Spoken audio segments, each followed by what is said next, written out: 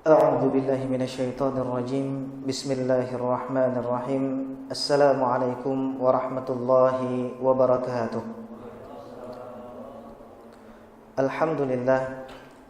الحمد لله الذي أنزل على عبده الكتاب ولم يجعل له عوجا قيما لينذر بأسا شديدا من لدنه ويبشر المؤمنين الذين يعملون الصالحات أن لهم أجرا حسنا أشهد أن لا إله إلا الله وأشهد أن محمدا عبده ورسوله اللهم صل وسلم على سيدنا محمد وعلى آله وصحبه أجمعين قال الله تعالى في كتابه الكريم وهو أصدق القائلين أعوذ بالله من الشيطان الرجيم بسم الله الرحمن الرحيم يا أيها الذين آمنوا كتب عليكم الصيام كما كتب على الذين من قبلكم لعلكم تتقون وقال رسول الله صلى الله عليه وسلم من صام رمضان إيمانا واحتسابا غفر له ما تقدم من ذنبه Sadaqallahul azim wa sadaqa rasuluhun nabiyul karim wa nahnu ala dzalika minasyahidin wasyakirin.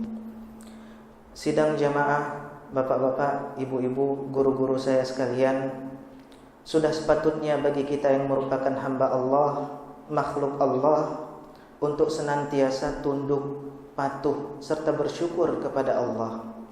Karena apa? Karena Dialah Allah Tuhan kita.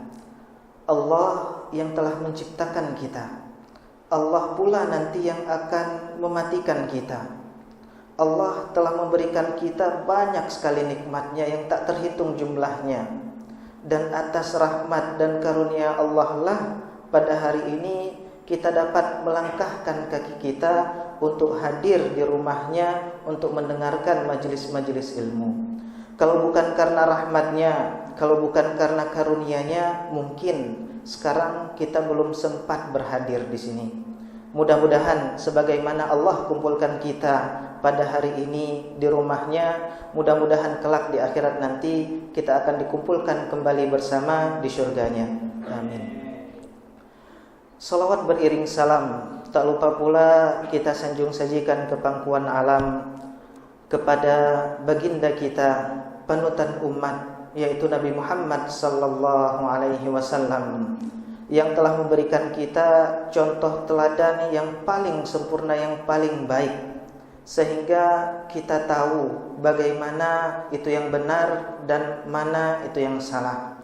Dan atas jerih payah beliaulah pada saat ini, pada hari ini, kita dapat merasakan bagaimana damainya agama Islam, bagaimana beribadah tanpa harus ada rasa was-was, rasa gelisah, dan lain sebagainya. Dan merupakan rahmat utama, rahmat terbesar yang Allah karuniakan kepada kita adalah diutusnya beliau ke muka bumi ini. Sidang jamaah yang dirahmati Allah subhanahu wa ta'ala, kita ketahui bersama bahwa disyariatkannya puasa bulan Ramadan itu pada tahun 2 Hijriah.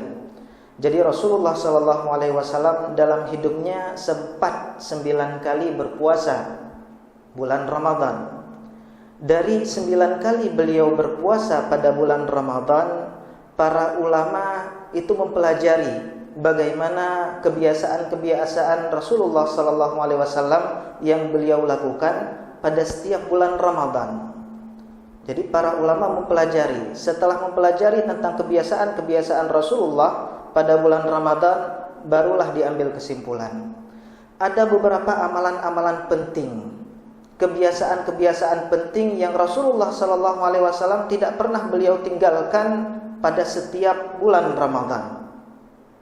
Memang kebiasaan Rasulullah SAW pada bulan Ramadan dan pada bulan-bulan lainnya memang sama, akan tetapi porsir kegiatan atau kebiasaan beliau, amalan-amalan beliau pada bulan Ramadan itu betul-betul lebih ditingkatkan daripada bulan-bulan sebelumnya. Apa saja amalan-amalan utama, amalan-amalan penting yang Rasulullah SAW itu biasakan pada bulan Ramadan? saya mengambil ada 4 amalan penting yang sangat Rasulullah biasakan pada bulan Ramadan. Amalan pertama yang senantiasa beliau lakukan pada bulan Ramadan adalah yang pertama membaca Al-Quran. Ini adalah amalan utama. Sebagaimana kita ketahui, Al-Quran diturunkan pada bulan Ramadan. Syahrul Ramadan alladzi unzila fihi Al-Quran hudan linnasi wa bayyinatin minal huda wal furqan. Jadi bulan Ramadan merupakan bulan maulidnya Al-Quran, bulan diturunkannya Al-Quran. Bahkan Imam Az-Zuhri rahimahullah ketika ditanya amalan utama yang dilakukan, yang penting dilakukan oleh seorang mukmin ketika bulan Ramadan selain berpuasa adalah membaca Al-Quran.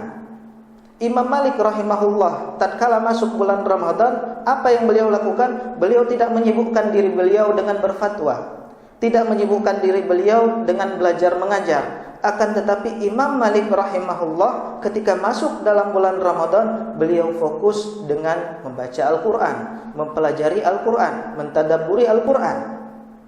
Imam Syafi'i rahimahullah, kita ketahui bersama bahwa Imam Syafi'i dalam Ramadan sanggup mengkhatamkan Al-Quran sebanyak 60 kali.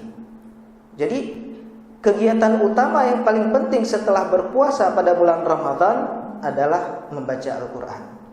Bagaimana dengan Rasul? Lebih-lebih lagi dengan Rasulullah SAW. Dalam hadis Ibnu Abbas pernah mengatakan tentang kegiatan Rasul pada bulan Ramadan. Karena Rasulullah SAW ajwadun nas. Sesungguhnya Rasulullah SAW ini orang yang paling dermawan. Wa kana ajwadu ma yakun fi Ramadan. Dan Rasulullah ini paling dermawan, lebih dermawan itu ketika bulan Ramadan. Hina yalqahu Jibril, tatkala dia bertemu dengan Jibril. Wa kana Jibril yalqahu fi kulli lailatin min Ramadan. Dan Jibril bertemu dengan Nabi Muhammad SAW itu pada setiap malam bulan Ramadan. Fayudarisuhul Quran. Dan mereka Jibril dan Rasulullah SAW saling belajar Al-Quran, membaca Al-Quran, mengulang-ulang Al-Quran. Maka ibadah paling utama yang seharusnya kita lakukan setelah berpuasa pada bulan Ramadan adalah membaca Al-Quran. Kemudian amalan kedua yang tidak pernah Rasulullah SAW tinggalkan pada bulan Ramadan adalah menghidupkan malam. Kalau kita lihat malam, posisi malam dalam agama kita, khususnya di sisi Allah, itu mempunyai tempat tersendiri daripada waktu-waktu yang lain. Mempunyai tempat khusus di sisi Allah daripada waktu-waktu yang lain. Kita lihat Al-Quran, banyak sekali perintah Allah yang Allah wajibkan, khususkan kepada Rasulullah, itu semuanya terjadi di waktu malam. Cukuplah sebuah keutamaan malam, Allah menjadikan nama malam Al-Lail menjadi nama surat. Kalau kita lihat ayat-ayat Al-Quran yang menjelaskan tentang malam, banyak sekali. Di surat Al-Muzammil, ya ayyuhal muzammil, qumil laila illa qalil, nisfahu aw inqus minhu aw zid alaihi warattilil Qur'an tartila. Jadi Rasulullah SAW pada malam hari disuruh bangun, disuruh sholat. Wa minal laili fatahajjat bihi nafilatan lak, juga pada waktu malam. Isra Mi'raj pun dilakukan oleh Rasulullah pada malam hari. Jadi malam mempunyai waktu khusus tersendiri pada bulan Ramadan. Bahkan dalam hadis, man qama ramadhana imanan wa ihtisaban ghufira lahu ma taqaddama min dzambi. Barang siapa yang bangun, yang menghidupkan malam Ramadannya dengan iman dan betul-betul rasa harap, maka Allah ampunkan dosa-dosanya. Ini menghidupkan malam. Jadi sudah setelah membaca Al-Quran, maka ibadah utama lain yang kita lakukan adalah menghidupkan malam. Bahkan Siti Aisyah pernah menjelaskan bagaimana malamnya Rasul ketika 10 akhir pada bulan Ramadan. Siti Aisyah menjelaskan bagaimana keadaan Rasul. Pada waktu itu Rasulullah mengencangkan ikat pinggangnya, fokus berusaha betul-betul untuk menghidupkan malam, membangunkan keluarganya dan lain sebagainya. Kemudian kebiasaan ketiga yang dilakukan oleh Rasulullah SAW pada bulan Ramadan adalah bersedekah. Karena Rasulullah sallallahu alaihi wasallam ajwadun nas. Rasulullah orang yang paling dermawan. Wa kana ajwadu ma yakun fi Ramadan. Dan Rasulullah paling dermawan itu pada bulan Ramadan. Dan Rasulullah sallallahu alaihi wasallam ajwadun bil khair minar rihil mursalah. Dan Rasulullah itu sangat dermawan ketika bulan Ramadan, bahkan melebihi daripada angin yang berhembus. Jadi Rasulullah tidak pernah memikir untuk memberikan sedekah pada bulan Ramadan. Enggak pernah mikir untung rugi, karena memang sedekah ini adalah investasi akhirat. Kalau seandainya kita sekarang di dunia mikir-mikir tentang proyek dunia, maka ada proyek akhirat sekarang. Kapan kita mengatakan proyek ini penting? Yaitu ketika nyawa sudah di ujung tenggorokan. Baru kita memikirkan investasi apa. Karena memang setelah kita meninggal, tidak ada yang bisa membantu kita kecuali amalan kita, sedekah kita. Ketika kita meninggal, sedekah yang kita sedekahkan, investasi kita, investasi akhirat kita, itu dikumpulkan. Tatkala kita mungkin ketika di dalam kubur disiksa, datanglah sedekah memberikan kita pertolongan. Maka pada bulan Ramadan ini, karena memang pahala pada bulan Ramadan dilipat gandakan, alangkah baiknya bagi kita untuk setiap hari betul-betul melazimkan diri, mewajibkan bagi diri kita untuk bersedekah, walaupun hanya sedikit. Karena Rasulullah SAW pernah mengajak umat Islam, para sahabat waktu itu mengatakan apa? Man fatara sha'iman atau man aftara sha'iman fakana lahu mithlu ajrihi min ghairi ayyan qusa min ajri sha'imi syai'a. Barang siapa yang memberikan makan iftar, memberikan bukaan kepada orang yang berpuasa, maka ia akan diganjarkan pahala sebagaimana orang yang berpuasa tersebut, tanpa mengurangi sedikit pun pahala orang yang berpuasa tadi. Kemudian pernah ditanya Rasulullah, wahai Rasulullah, kami enggak punya apa-apa, kami tidak punya rezeki lebih, bagaimana kami bisa memberikan bukaan kepada mereka? Kata Rasulullah, cukup dengan segelas air dan dengan sebutir kurma, dan itu pun sudah dianggap sebagaimana kita memberikan bukaan kepada orang lain. Kalau kita lihat keadaan di Timur Tengah, di Mesir, di Sudan, mereka berlomba-lomba. Setiap jalan mereka pergi berdiri di pinggir jalan, ketika datang waktu maghrib mereka begal kendaraan. Mobil bus yang lewat mereka suruh stop, dibagi takjil. Karena apa? Karena mereka tahu fadilah memberikan bukaan atau iftar kepada orang yang berpuasa itu sama seperti orang yang berpuasa. Tidak sulit, hanya memberikan dengan segelas air teh, air tebu, air kelapa, kemudian dengan sebutir kurma, sepotong kue, nggak sampai 5.000 rupiah pun, dan itu sudah dianggap sebagaimana pahala orang yang berpuasa tersebut.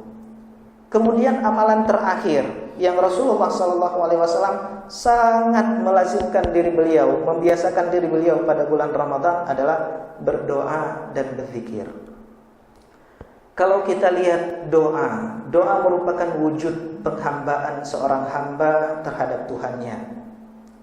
Dan doa merupakan bukti bahwa sesungguhnya manusia ini adalah makhluk yang lemah, bahkan sangat lemah.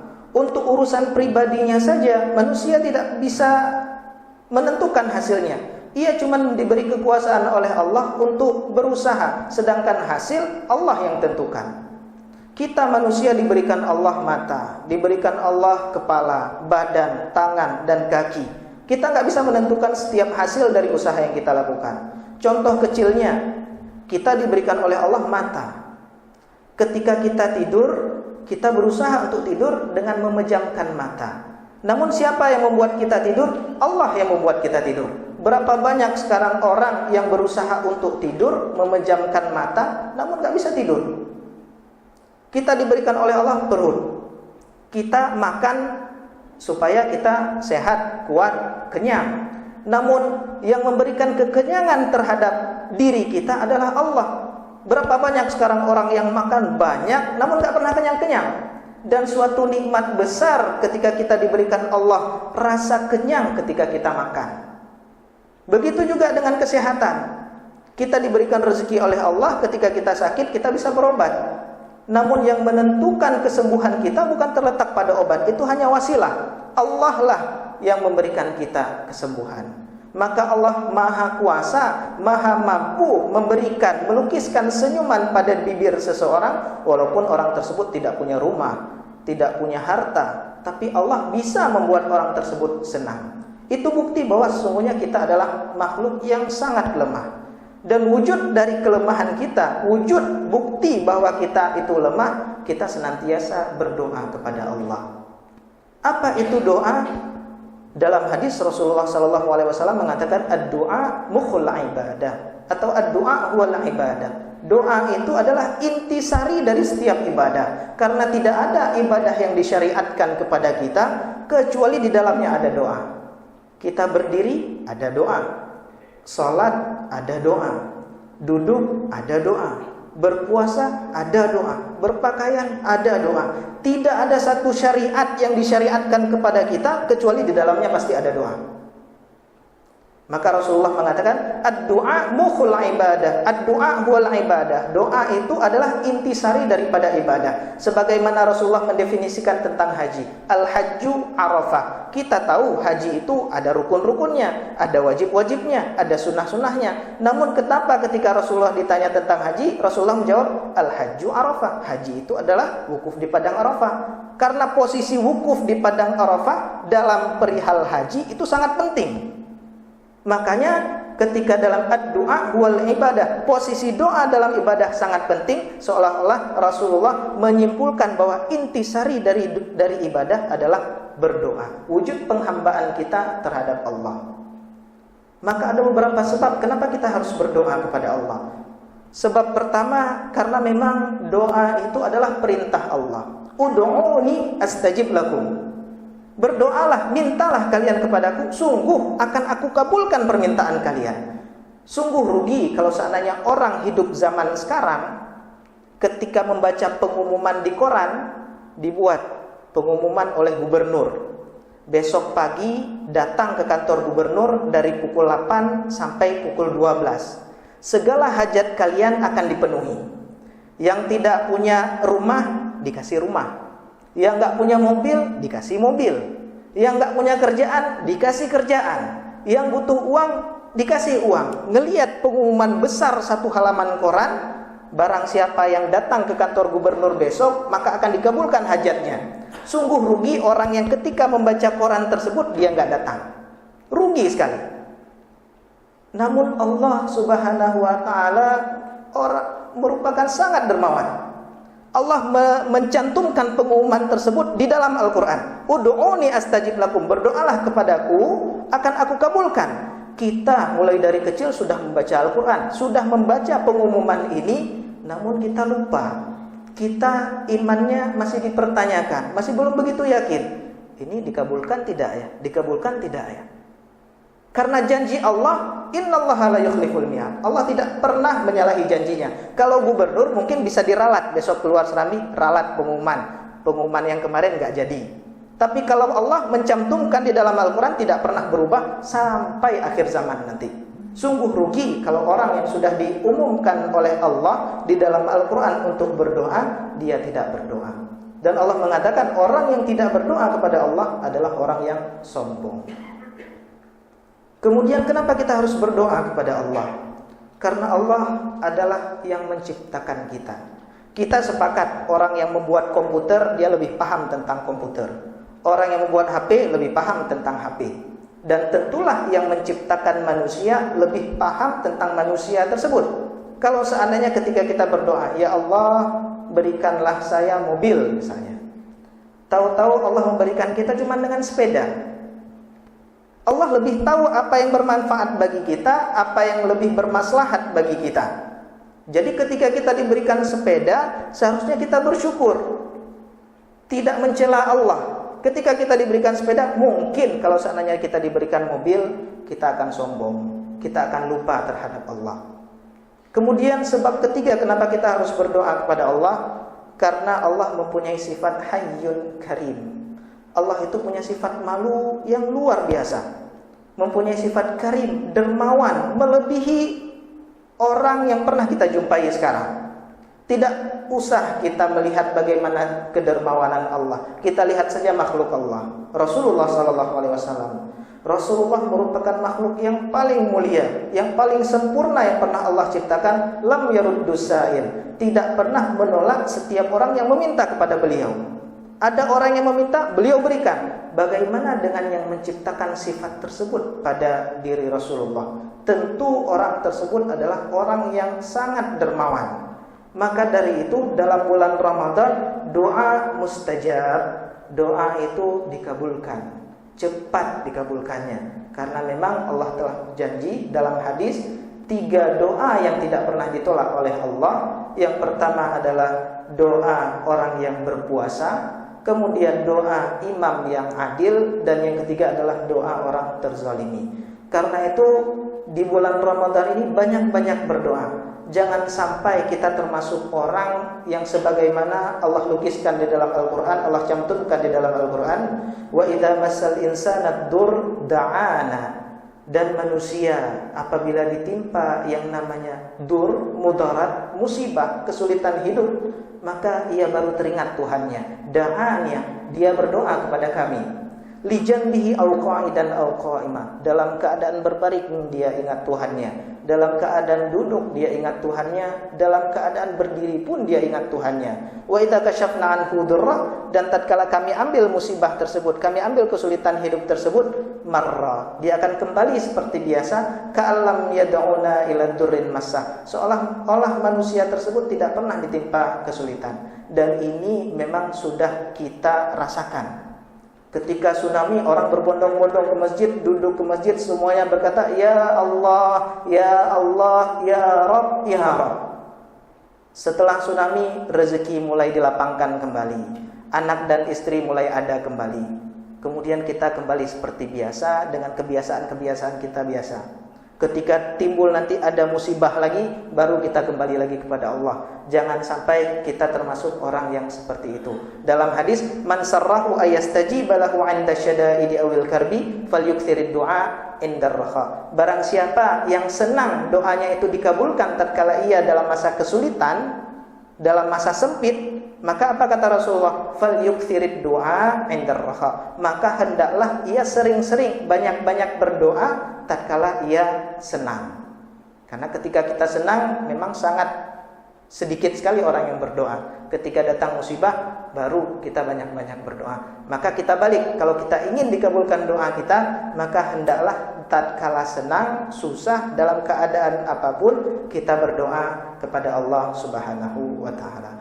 Inilah 4 amalan yang Rasulullah biasakan, yang sangat penting dalam bulan Ramadan. Yang pertama membaca Al-Quran, kemudian menghidupkan malam, memberikan sedekah, dan yang terakhir berdoa serta berzikir. Kemudian mungkin ini saja yang dapat saya sampaikan. Kita lanjutkan dengan sesi diskusi. Barang siapa yang ingin menambahkan, ingin bertanya, kita persilahkan. Kalau memang saya bisa jawab sekarang, saya jawab. Kalau enggak, ya jadi PR bagi saya sendiri. Saya pernah dengar bahwa apa yang kita doakan kepada orang lain adalah doa yang baik tentunya. Itu sama dengan kita mendoakan untuk diri sendiri. Apa benar seperti itu? Yang kedua, mengapa kita tidak boleh mendoakan keburukan kepada orang lain? Karena orang lain itu sudah pada tahap menzalimi. Gitu. Apakah nanti kembali kita keburukan itu? Kira demikian. Terima kasih. Assalamualaikum warahmatullahi wabarakatuh. Untuk kami yang berbahagia, tadi saya mendengar Pak Ucapan tadi menyampaikan bahwa ada 4 amalan utama yang bisa ditangkap oleh Rasulullah, dan juga Imam Malik juga melaksanakan seperti itu.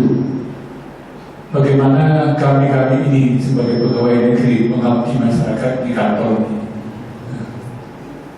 Apakah selain amalan itu bisa kita membantu masyarakat, melakukan tugas sehari-hari, melayani masyarakat? Apakah itu bisa termasuk juga dalam amalan yang tidak utama, tapi mendekati utama? Sebagaimana suatu ketahui bahwa di Jerman ini kita melayani fakir dan miskin yang membutuhkan uluran tangan kita, walaupun itu tugas yang tersebarkan kepada kita. Menemukan penjelasan supaya kawan kita ini bisa bersemangat untuk melaksanakan kegiatan di bulan Ramadan. Terima kasih. Assalamualaikum warahmatullahi wabarakatuh. Bismillahirrahmanirrahim. Saya jawab dengan singkat saja. Ini jawaban dari saya pribadi. Yang pertama, kita berdoa tentang kebaikan kepada orang lain, maka memang betul seperti yang Bapak bilang, kita akan mendapatkan seperti apa yang kita doakan, kebaikan bagi orang lain. Karena setiap doa yang kita doakan kepada orang lain, maka malaikat akan mengatakan walaka mithluh, walaka mithluh. Dan kepada engkau, bagi engkau seperti apa yang engkau doakan. Jadi kita doakan kebaikan kepada orang lain, kita akan mendapatkan sebagaimana apa yang kita doakan terhadap orang lain. Itu keutamaan kita mendoakan orang lain. Dan mendoakan orang lain itu lebih makbul, lebih cepat makbul, lebih cepat diterima daripada kita mendoakan hanya untuk diri sendiri. Itu kebaikannya dapat double. Kita berbuat kepada orang lain plus kita dapat kebaikan tersebut. Kalau kita mendoakan diri pribadi, mungkin ya untuk diri sendiri. Nah, itu pun belum tentu kalau seandainya kita betul-betul memenuhi syarat, kemudian dan yang apa yang dibutuhkan ketika doa, mungkin kita akan dikabulkan, dan itu hanya untuk sendiri. Kalau kita mendoakan kepada orang lain, itu lebih cepat makbulnya, dan kita dapat dua kebaikan di situ. Kemudian yang kedua tentang doa jelek untuk orang lain. Boleh nggak doa jelek terhadap orang? Nah, doa sebenarnya boleh-boleh saja. Sebenarnya boleh-boleh saja mendoakan kejelekan bagi orang lain. Tapi dalam adab berdoa kita disuruh untuk mendoakan kebaikan kepada orang lain. Pernah nggak Rasulullah mendoakan kejelekan bagi orang lain? Pernah. Ketika itu dalam sebuah majelis makan, ada seseorang makan dengan tangan kiri. Ketika makan dengan tangan kiri, kata Rasulullah, kul biyaminik. Kata Rasulullah menyuruh nih. Rasulullah yang menyuruh kepada orang tersebut, sahabat tersebut, kul biyaminik. Makanlah dengan tangan kanan. Kemudian sampai Rasulullah mengulang, makan dengan tangan kanan. Karena dia ada ego, sombong, kita kena tegur dengan orang ketika lagi makan rame-rame kan agak gimana gitu. Jadi ketika di situ, la astati ya Rasulullah, hanjut. Enggak bisa saya wahai Rasulullah. Kemudian Rasulullah mengatakan, dah berarti tangan kanan kamu enggak bisa dipakai. Berarti betul-betul waktu itu pun tangan kanannya enggak bisa dipakai lagi. Nah, jadi ketika ada orang yang menganjurkan kebaikan, apalagi doa-doa orang yang terzalimi. Doa orang terzalimi ini betul-betul harus kita waspadai. Karena kadang-kadang doa orang terzalimi ini dia enggak niat doanya, karena lagi emosi, karena lagi panas, karena lagi enggak suka, dia terzalimi. Dia berdoa, tahu-tahu pas doa itu bertemu dengan waktu mustajab, dan pas waktu itu Allah mengabulkan. Itu orang yang menzaliminya itu sungguh rugi. Walaupun dia kadang-kadang gak niat. Orang yang terzalimi itu kadang-kadang gak niat. Ketika kita menzalimi orang, tahu-tahu dia berdoa. Doanya dikabulkan. Sungguh rugi. Walaupun dia gak niat. Nah, doa orang terzalimi itu tidak ada hijab. Kalau ditanya tadi boleh enggak mendoakan orang tentang keburukan, jawabannya boleh-boleh saja. Namun adab itu sebaiknya kita mendoakan orang yang baik, walaupun orang itu telah menzalimi kita. Apa salahnya kalau kita mendoakan mudah-mudahan orang tersebut bisa berubah, mudah-mudahan orang tersebut mendapat rahmat, mudah-mudahan orang tersebut mendapat petunjuk ataupun hidayah. Kemudian pertanyaan dari Bapak, pertanyaan yang ketiga tadi tentang khidmah. Ini saya teringat seorang syekh dari Mesir, Syekh Mustafa Abu Imarah, guru hadis kami, profesor hadis, ketika mengajar, ada dua jenis kebaikan. Kebaikan yang pertama yaitu kebaikan yang dari kita untuk kita sendiri.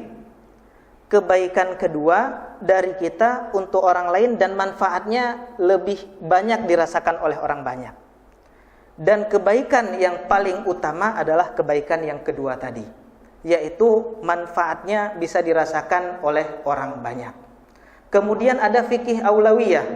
Kita dahulukan mana nih, yang wajib dengan yang sunnah? Tentulah yang wajib menjadi lebih utama dari hal-hal yang sunnah. Akan tetapi ketika kewajiban itu sedang kita laksanakan dan kita masih punya waktu senggang, waktu kosong, alangkah baiknya kalau dipadui dengan yang hal-hal yang sunnah. Kita khidmah, ini kewajiban bagi kita karena kita sudah disumpah untuk mengabdi kepada masyarakat, tentulah khidmah terhadap umat itu lebih utama. Akan tetapi kalau seandainya ketika khidmah kadang-kadang ada waktu kosong, kalau orang dulu, sahabat-sahabat dulu itu betul-betul semangat mencari kebaikan. Bukan hanya yang wajib, yang sunnah pun dikejar. Sebagaimana kita ketahui misalnya sholat tarawih. Sholat tarawih orang Mekah setiap selesai 4 rakaat mereka tawaf. Mereka tawaf. Dilihat sama orang Madinah. Oh, mereka enak kali ini dapat ibadah tambahan. Udah selesai 4 rakaat mereka tawaf. Kita kayak mana nih? Akhirnya orang Madinah itu menambah 4 rakaat sholat lagi. Jadi ada 36 rakaat mereka sholat. Gara-gara ingin berusaha untuk menyamai amalan-amalan kebaikan orang lain. Jadi itu yang mungkin bisa kita lakukan sebagai abdi masyarakat, abdi negara. Kita khidmah dengan semaksimal mungkin, dan kalau seandainya ada waktu-waktu kosong, alangkah lebih baiknya kalau kita selingi waktu-waktu kita itu dengan ibadah sunnah. Mungkin ini saja yang dapat saya sampaikan. Yang salah itu dari saya sendiri, dan yang benar itu murni taufik minallah. Hadanallahu wa iyyakum ajma'in. Subhanakallahumma wa bihamdika asyhadu an la ilaha illa anta astaghfiruka wa atubu ilaik. Assalamualaikum warahmatullahi wabarakatuh.